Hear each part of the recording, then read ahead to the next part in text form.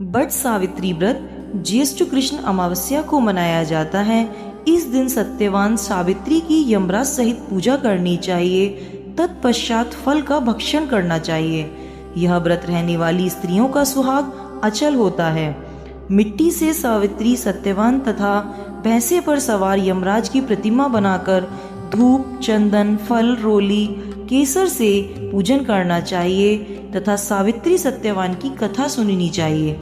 आइए कथा सुनते हैं, जो कि इस प्रकार है।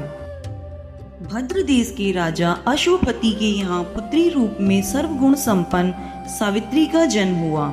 राजकन्या ने घुमुदसेन के पुत्र सत्यवान की कीर्ति सुनकर उन्हें पति रूप में वरण कर लिया। इधर यह बात जब ऋषिराज नारद को ज्ञात हुई तो वे अश्वपति से जाकर कहने लगे, आपकी कन्या ने वर खोजने में निसंदेह भारी भूल की है। सत्यवान गुणवान और धर्मात्मा भी है, परंतु वह अल्पायु है और 1 वर्ष के बाद ही उसकी मृत्यु हो जाएगी। नारद की यह बात सुनते ही राजा अश्वपति का चेहरा विवर्ण हो गया। वृथा न होई देव ऋषि वाणी। ऐसा विचार करके उन्होंने अपनी पुत्री को समझाया कि ऐसे अल्पायु व्यक्ति के साथ विवाह करना उचित नहीं, इसीलिए कोई अन्य वर चुन लो।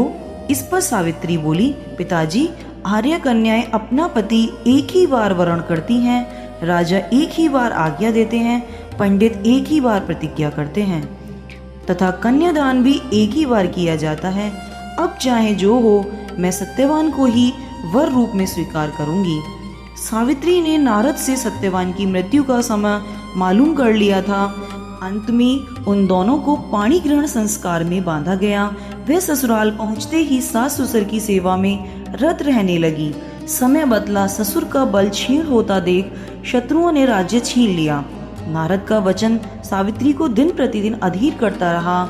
उसने जब जाना कि पति की मृत्यु का दिन नजदीक आ गया है, तब 3 दिन पूर्व से ही उपवास शुरू कर दिया। नारद द्वारा कथित निश्चित तिथि पर पितरों का पूजन किया। नित्य की भांति उस दिन भी सत्यवान अपने समय पर लकड़ी काटने के लिए जब चला तो सावित्री भी सास ससुर की आज्ञा से चलने को तैयार हो गई। सत्यवान वन में पहुंचकर लकड़ी काटने के लिए एक वृक्ष पर चढ़ गया। वृक्ष पर चढ़ते ही सत्यवान के सिर में असहनीय पीड़ा होने लगी। वह व्याकुल हो गया और वृक्ष के ऊपर से नीचे उतर आया। सावित्री अपना भविष्य समझ गई। उसी समय दक्षिण दिशा से अत्यंत प्रभावशाली महिषारूढ़ यमराज को आते देखा। धर्मराज सत्यवान के जीप को जब लेकर चल दिए तो सावित्री उनके पीछे चल दी।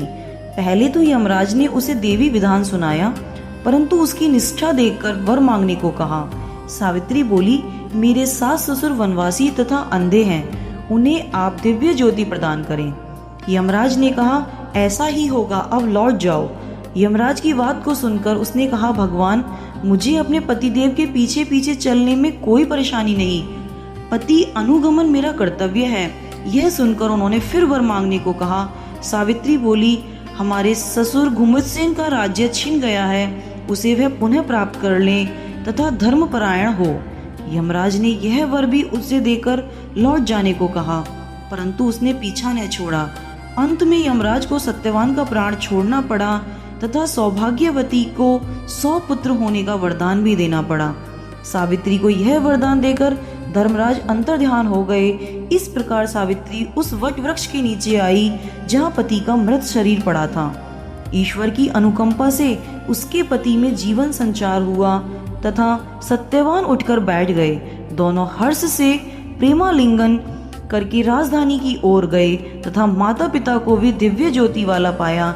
इस प्रकार सावित्री सत्यवान चिरकाल तथा राज्य सुख भोगते रहे। जैसे सावित्री को उसका सौभाग्य प्राप्त हुआ, ईश्वर से प्रार्थना है सभी स्त्रियों का सौभाग्य ऐसे ही बनाए रखें। जय वट सावित्री।